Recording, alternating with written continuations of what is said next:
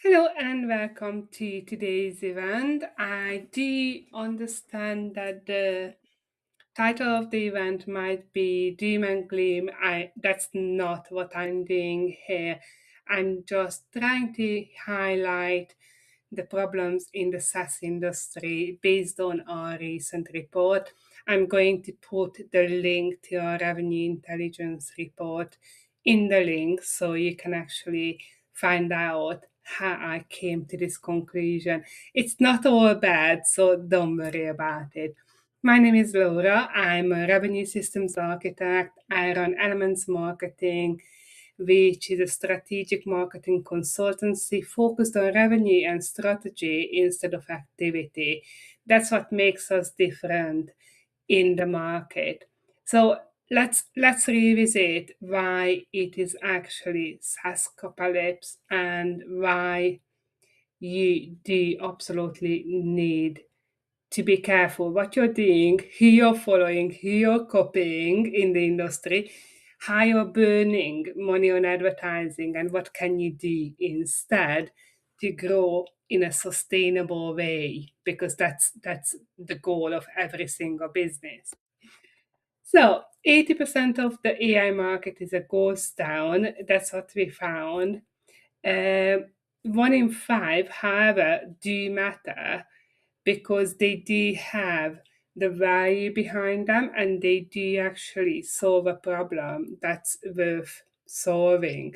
The rest of them, they operate in a little gap in the market. They burn money fast, they grow, and then they churn very fast, the new customers. And that's why they can never get profitable based on what I have seen. So let's get started. How I came about this? So I spent the morning doing something that most people don't do, the research. So you can give your AI assistant the research. They are only going to come back with half baked data. You need that critical thinking and, in my case, the 18 years of marketing experience to actually figure out, is that right? Is that true? Why is that happening? So, what I call robo hounds is just a side note here. Um, I created an AI video about it. So, robo hounds is basically all these tiny little AI bots that are hounding uh, leaders and invading their personal space and their workday. So all these automated LinkedIn messages you might be getting and emails. Oh, can we give you more business? Can we put you in front of, yeah, well, that type of thing, which is hard baked research, really annoying, and it's not going to get you your ideal clients either. So, what I found is the SaaS industry and the AI industry might look like it's a thriving industry, but there's a lot of cowboys out there, something I call Mickey Mouse claims, and they are burning cash. But this is not only the smaller AI companies, by the way.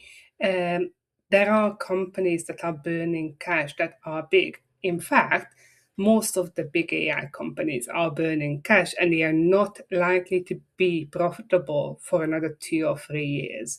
So that's just insane, uh, given the limited access to water, the limited access to energy. That is a crisis at the moment, especially with the strait being closed as it is. So that picture there, I do apologize for it. I think that my marketing assistant Oracle went a little bit too far, but it does represent what the future could look like if we are not being careful and if we are not using AI to our advantage and in a smart way. And that obviously is extremely relevant to SaaS companies.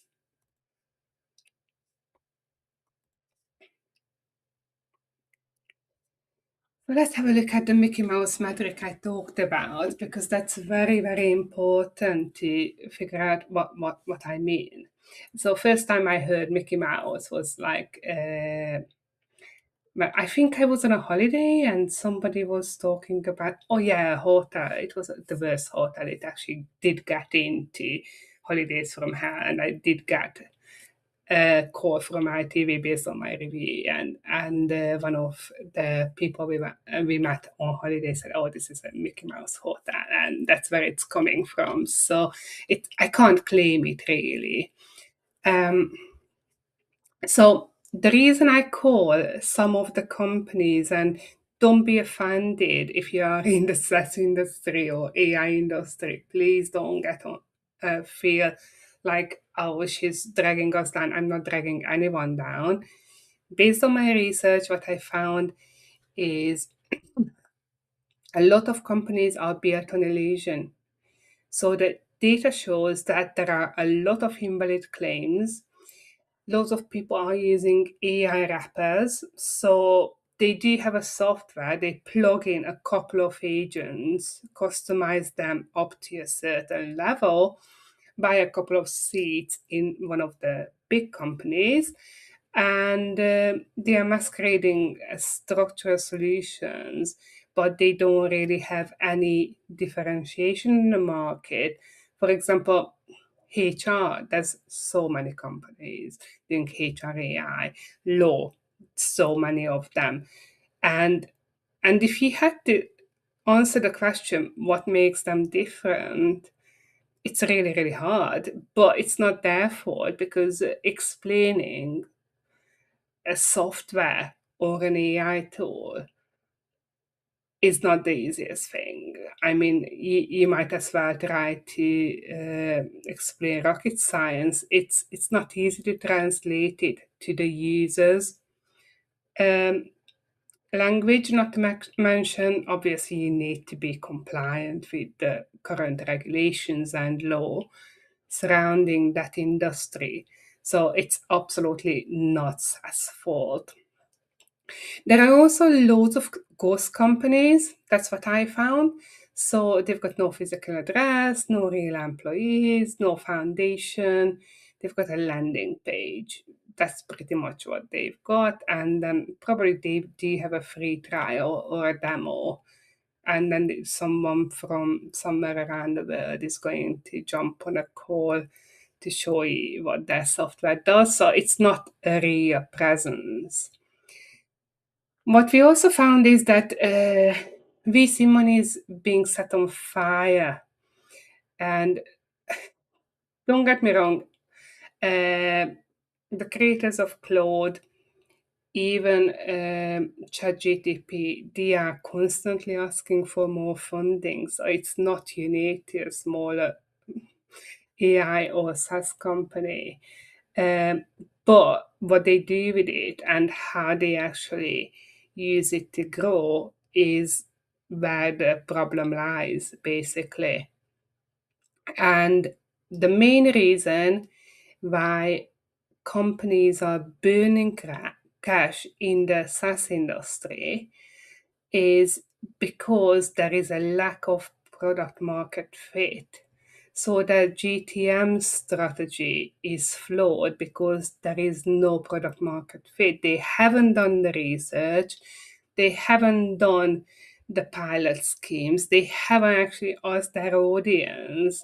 They just came up with an idea, got excited, let the Ferrari out of the garage and just ran with it. And if you know me as a revenue systems architect, that's one of the things I can't stand. When companies don't build the foundations and they just run and burn cash, because it's not good for your revenue or your future. So please don't do that. And the ratio I talked about, 1 in 5, only 20% of the companies will have a viable future beyond 2026. So, yeah, I know I said no doom and gloom, but there is actually, because it is just like the gold mine, just like when the internet came in and SEO came in and everything else came in. Uh, you do have to be super careful.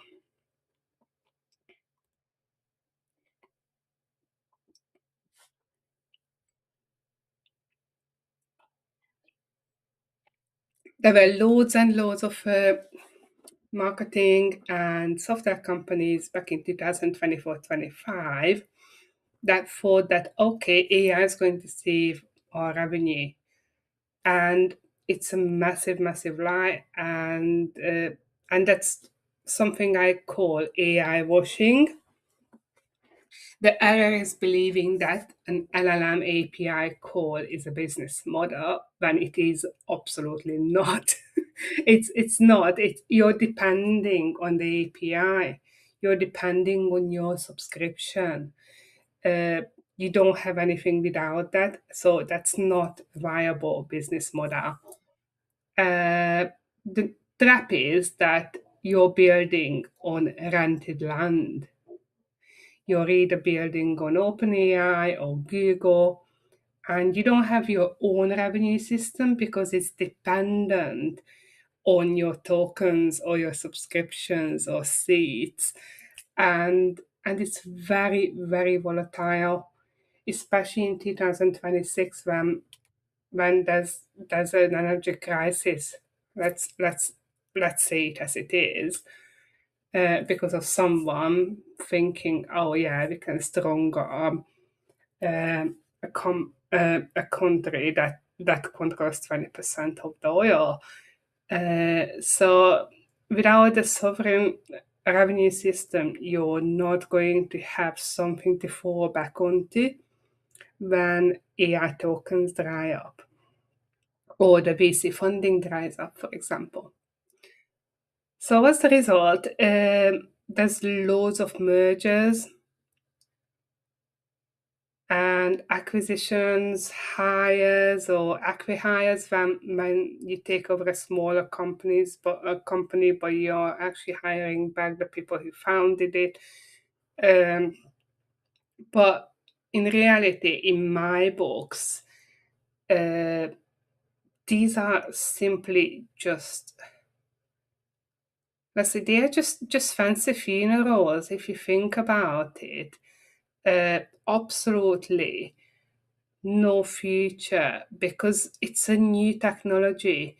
There's there's no way you're going to know what's going to happen next year or the year after. So it's a sad place to be, but it's also a very exciting place to be if you are playing your cards right.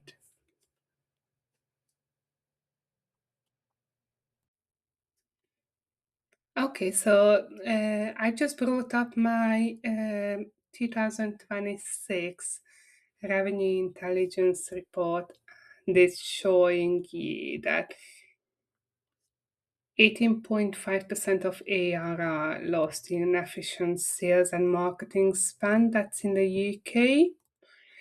And in the fintech industry, 40 to 50% of total OPEX consumed by compliance infrastructure before a single pound reaches growth investment. So that's basically, if you break it down to profitability and revenue, for £1 of revenue investment allocated to go to market, because that's where every single SaaS or AI company starts, you receive 84p of output, and you're paying a silo tax, which I talk about quite a lot, which is 15%, which is basically you're losing customers, you've got the churn, you're wasting your efficiency. And what funds the gap is your own capital every quarter, and that's very important. So if you look at how much it costs based on this report, uh, it's a huge number. If you look at where are you in the SaaS industry, what's your turnover? It's a massive, massive number. So my question is, what is the financial architecture of your go-to-market function? And does it behave like an asset or a liability? That's a very important question. I want everyone on this event uh, to ask themselves. And obviously, there are some compound effects of this at the same time. For example, you've got staff turnover, you've got agency insolvency rates, you've got the average client tenure, which is really bad for marketing agencies because they can't actually run your campaigns profitably if you don't have the viable product that is marketable. That's as simple as that.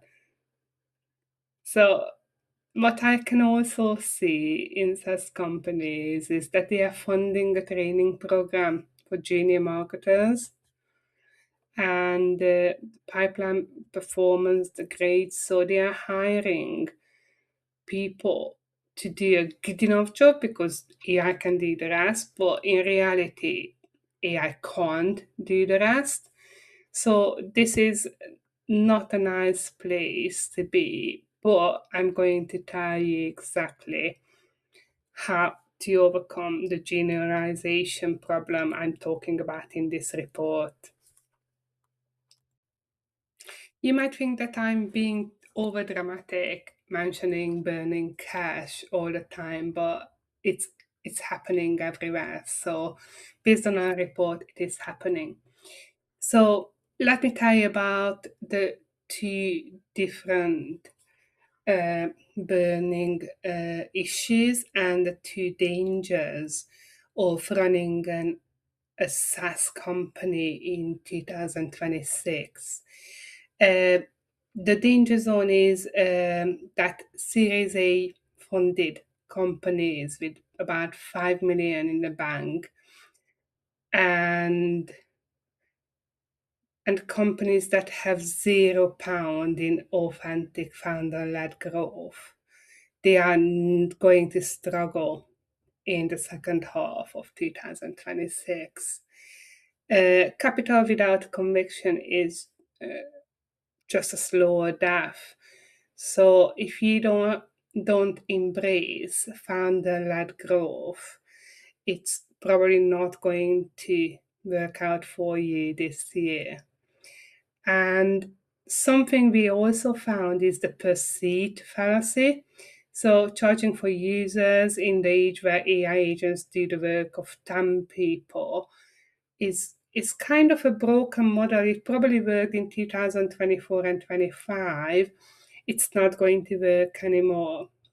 So the solution is you need a system that extracts value from the 1 in 5 so the 1 in 5 people who are your target audience who will absolutely love your product. But if they don't know what your product is and what solutions you're offering, because there's no founder-led growth, it's never ever going to happen. So just a reminder for that. As I mentioned in just now, founder-led growth is the only life raft you can have to survive the SaaS-pocalypse in 2026. And it has to be, if your business is not using it, you're trying to solve every problem with another AI prompt and automation. You've got to absolutely embrace founder-led growth. Uh, you've got to stop those AI bots spamming people who are not a good fit because you're not going to. I know that everyone tells you that marketing is a numbers game, and to a certain extent I do understand it and I do agree with it. but you can't spray and pray when you've got a specific product, because it's not going to work. It's like talking, going to a networking event, for example, and I used to absolutely hate it when people stood up at a networking event and said, "I can work with anyone." Oh my God, you absolutely can't work with anyone. That's enough. That's just a blatant lie. First of all, that person has to have a problem you can solve. Two, they need to believe that you can solve that problem. So if they don't like you, if they don't trust you, and if they never heard of you, you can't work with them. It's not going to happen. And number three is, are they willing to pay for it? And I learned that lesson from my digital marketing agency days when, and this is actually related to SaaS, by the way. So I'm going to show you exactly how it's related. So when I was running a marketing agency, I was thinking, yeah, everyone needs a website and marketing and online presence. They all want to grow. Um, so I was giving out all these like cool ideas and proposals and everything else, and nothing came in. So that was the point when I actually met my partner, and he looked at my business and said, "Laura, you're being a busy fool." Because people are just literally taking the free information that's worth about 5 to 10 grand for them to know exactly what to do. And they're running with it, doing it themselves. So you're never getting paid. Now, does that remind you of something in the SaaS industry? There's the pilot schemes, the free trials, everything else. And I've done it. For example, um, we used to have Plutio as a project management system. I don't know if you've come across it. It was the buggiest system. The app was awful. It was trying to be everything for everyone. So from invoicing to proposal sending to project management, and it was impossible to handle. So I decided I'm going to switch, but I had certain criteria. I wanted to have AI built in. I wanted certain Kanban layout because that's what I like. I wanted it to look lean. I wanted it to be automated. And I didn't want any gimmicks like invoicing because I hate admin. So I'd rather just like keep all the invoices in one place. I don't have to sign anyone up for direct debit because our clients have been with us for 4 to 5 years. So it's not that I've got to be chasing invoices or anything. So I took a Thursday off. Thursday is my creative day. And believe it or not, I signed up for 13 different trials and I tested them. I tested every single user interface, the support system. I checked out imported projects, saw how it worked, the integrations with Google Drive or other platforms, Zapier integrations. So how many of those project management systems do you think I paid for? Only one. And that's the one I still have. I'm not going to mention it. All I can say is it does really cool things with AI and it doesn't overcomplicate things. But the rest of them, I didn't bother because I said, okay, it doesn't tick the box. It doesn't tick the box. And if I had someone, he actually explained to me what this one piece of software does in a way that I actually jump up from the seat saying, oh my God, that's exactly what I want. I would have saved a whole day of research. But if you don't have founder-led growth and you can't personalize that message solution, then people are just going to jump from one trial to the next. And if you don't have that client engagement and enrollment process automated, same thing's going to happen. So the spray and pray outreach has to go. Sorry, it has to go. You've got to be human. LinkedIn algorithm is something I'm going to talk about next. That's completely it's penalizing all the AI automations you're doing. So please don't screw yourself over. That's a nice way of saying it. The next thing I recommend you to do is build an internal bridge. So you've got to do your events or your webinars. You've got to do content and high trust extraction and conversations. By the way, I did write a book this year. It is called Content is a Conversation, which is going against all the automations and AI. It doesn't mean I don't have a social pilot account. I've had it for 6 or 7 years, but you've got to be human on social media. So that's the only way you can execute the high trust extraction of your best clients who are going to stay with you forever and just stay happy. So in the SaaS industry, all I'm saying is you've got to move from the cash burn to revenue. And it is possible in 30 days. I guarantee that for you. You've got to dismantle the Frankenstack that you've built with all the tools and all the automations that don't talk to each other or don't talk to your sales or marketing team, because there's no point of them being there if they don't actually feed data back or they don't connect to each other. So that's something I call the revenue systems architecture, or my own framework. It's called Paternoster Marketing System, which means you do less activity so you can focus on growth. So you don't have to be on social media all the time. You don't have to be posting all the time. You don't have to be creating content all the time. All you've got to do is design the system from the ground up, and that's what I help SaaS companies do.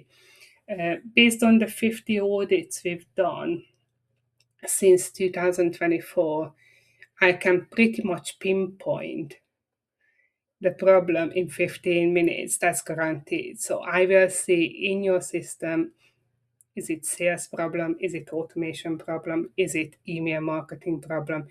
Is it a branding problem? Is it the founder? Is it the go-to-market strategy? Is it the product market fit? I can pinpoint it in 15 minutes. So if you don't believe me, that's fine. You don't have to believe me. But if you want to see how that works, I actually do offer a 15-minute consultation. Link's gonna be below. So challenge me for it.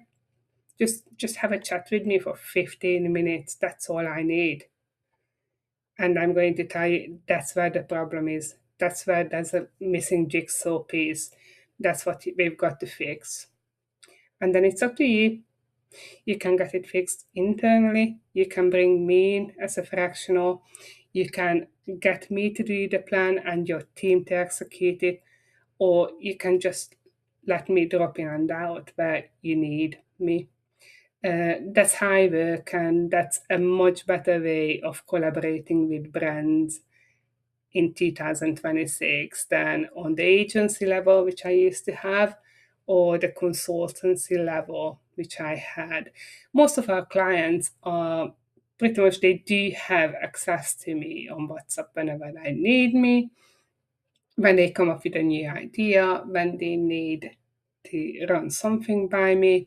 if they want to check something. But I don't have to be sitting in your office to know what's going on. 18 years of funnel building and fixing revenue systems gives me the knowledge to diagnose your business in 15 minutes.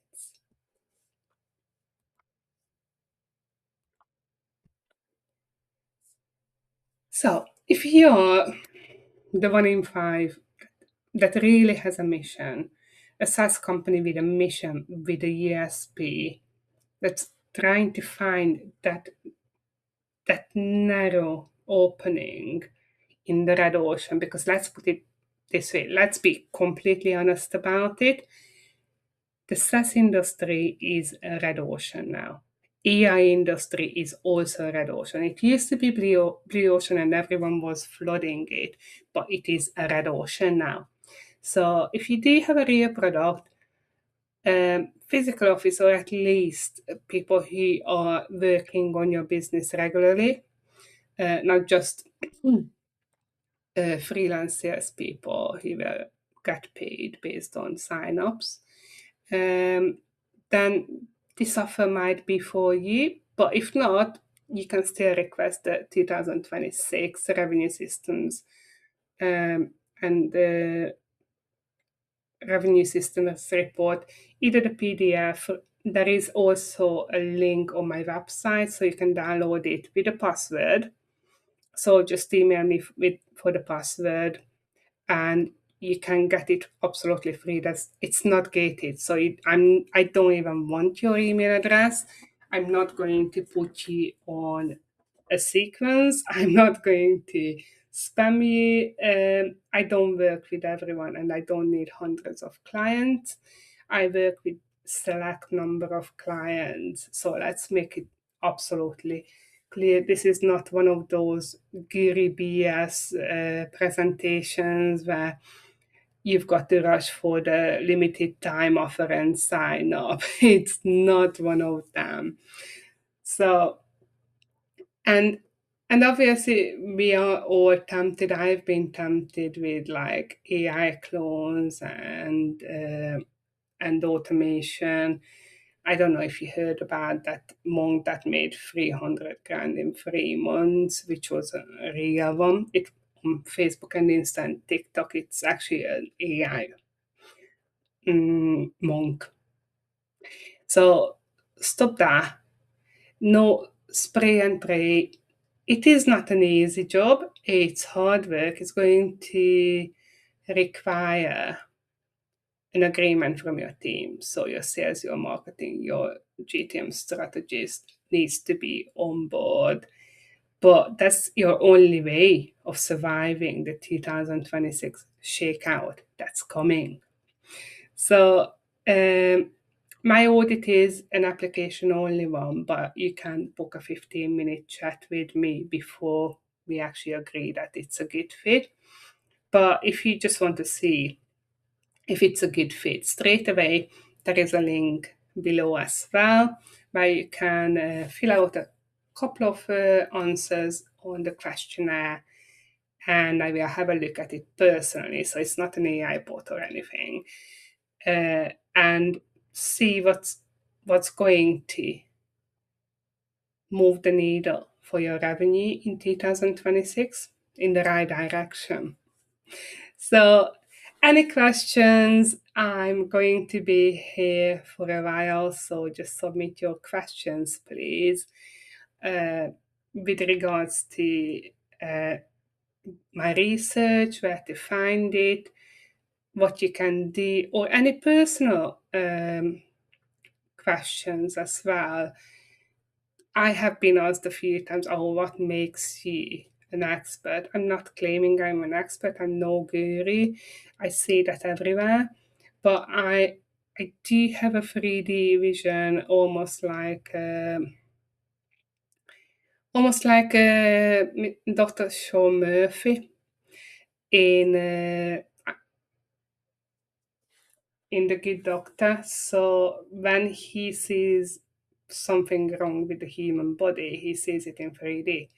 When I look at a company, sales, marketing, customer service, um client enrollment, user experience, I can pinpoint straight away where the problem is. So that's my offer. Take it or leave it, pretty much. But if you're serious about your SaaS growth in 2026, at least please download the Revenue Intelligence Report. So thanks very much for listening and for turning up at this event. I hope you have taken away quite a lot. Will heed the advice I gave you, because that's what I honestly believe in. Over automating your marketing and not relying on founder led growth is a suicide in 2026 if you are running a SaaS business. So thanks again, and hopefully I will see you soon.